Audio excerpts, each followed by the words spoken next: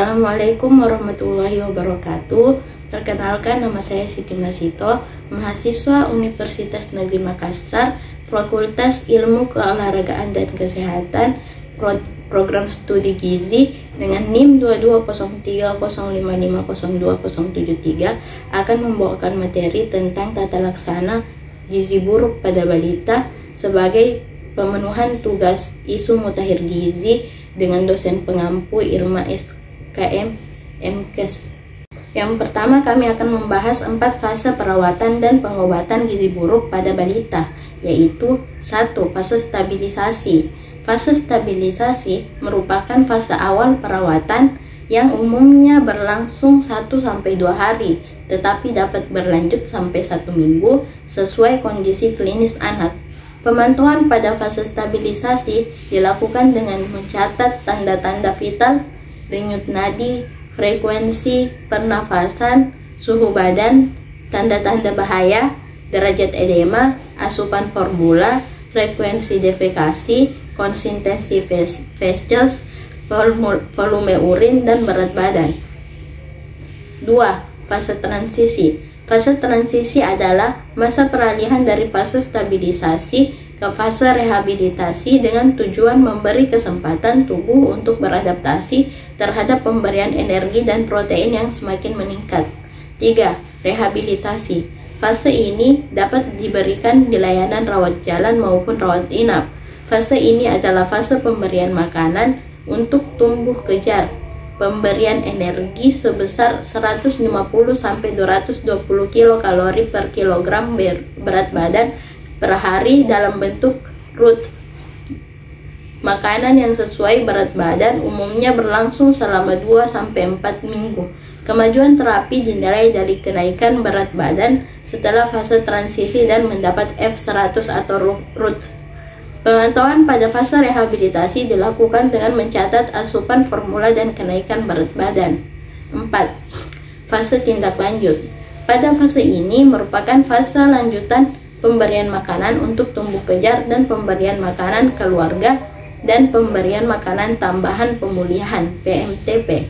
10 langkah tata laksana gizi buruk pada balita di layanan rawat jalan. 1. Langkah mencegah dan mengatasi hipoglikemia. Semua balita gizi buruk berisiko mengalami hipoglikemia.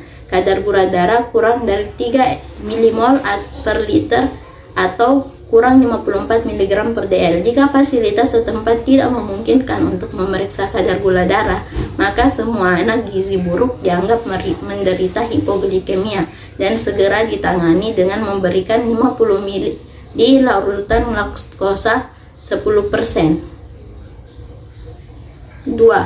Langkah mencegah dan mengatasi hipotermia. Hipotermia suhu aksilar kurang dari 36 derajat Celcius sering ditemukan pada balita gizi buruk, dan jika ditemukan bersama hipoglikemia menandakan adanya infeksi berat.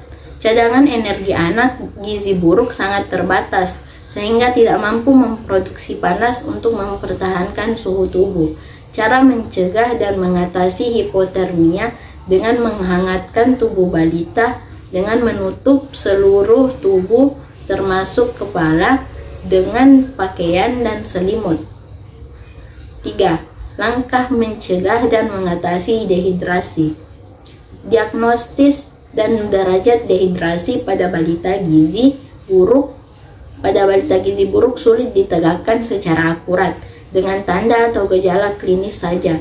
Semua balita gizi buruk dengan diare atau penurunan jumlah urin dianggap mengalami dehidrasi. Pada dehidrasi ringan atau sedang, tetap upayakan memberikan terapi rehidrasi oral.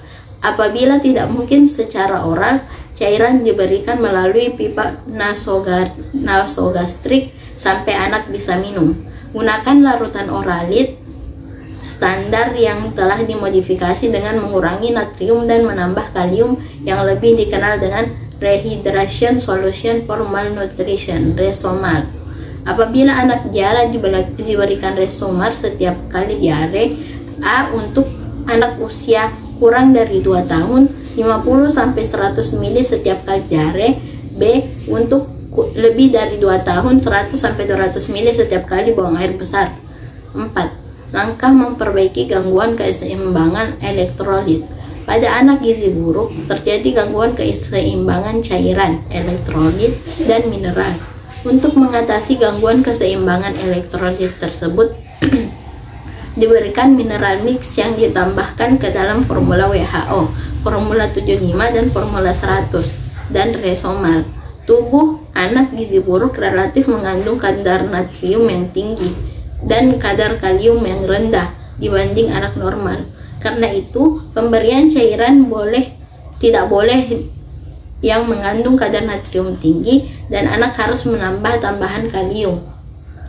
Tata laksana untuk mengatasi gangguan elektrolit: diberikan kalium yang sudah terkandung di dalam larutan mineral mix yang ditambahkan ke dalam F75, F100 atau Resomal. Gunakan larutan Resomal untuk rehidrasi. 5. Langkah mengobati infeksi. Balita gizi buruk seringkali menderita berbagai jenis infeksi, namun sering tidak ditemukan tanda atau gejala infeksi bakteri seperti demam. Karena itu, semua balita gizi buruk dianggap menderita infeksi pada saat datang ke fasilitas kesehatan dan segera diberi antibiotik. Hipoglikemia dan hipotermia seringkali merupakan tanda infeksi berat. Tata laksana: A. Berikan kepada semua balita gizi buruk antibiotik dengan spektrum luas.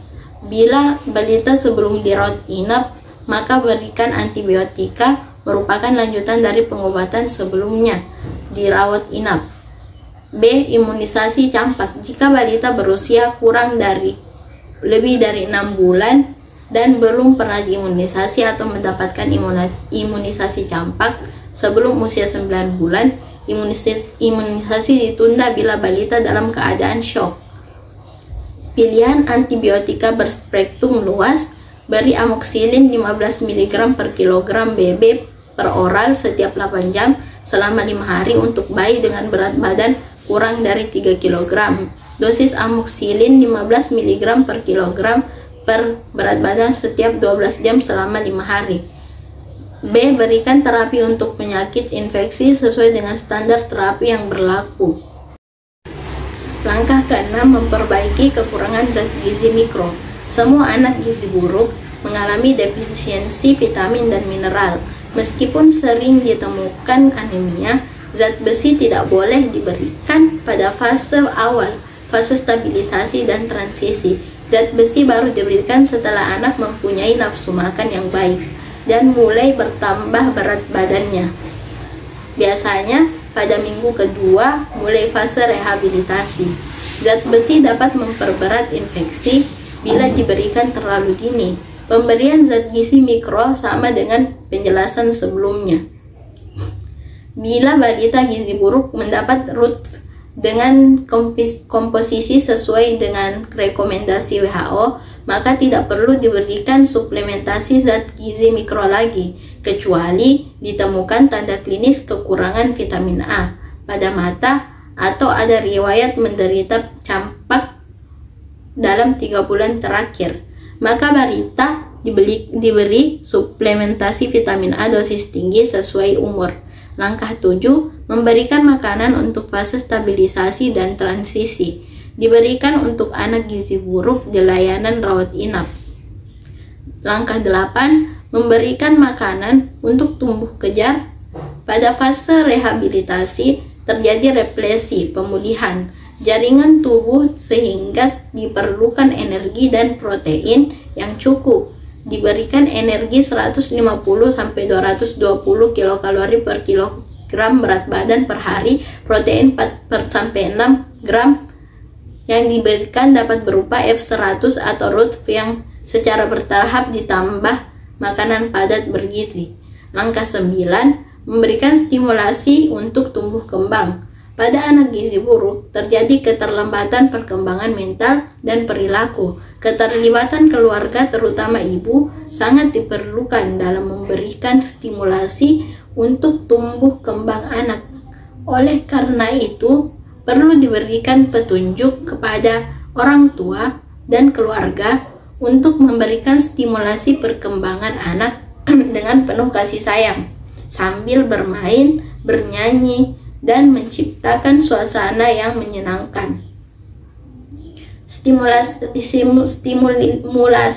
diberikan secara bertahap dan berkelanjutan sesuai umur anak terhadap 4 aspek kemampuan dasar anak, yaitu kemampuan gerak kasar, kemampuan gerak halus, kemampuan bicara dan berbahasa, serta kemampuan sosialisasi dan kemandirian. Stimulasi terstruktur dilakukan secara intensif setiap hari selama 15-30 menit. Langkah 10. Mempersiapkan untuk tindak lanjut di rumah. Persiapan untuk tindak lanjut di rumah dapat dilakukan sejak anak dirawat inap, misalnya melibatkan ibu dalam kegiatan merawat anaknya. Kriteria sembuh dari gizi buruk apabila berat badan atau tinggi badan atau BB per PB lebih dari -2 SD dan atau lila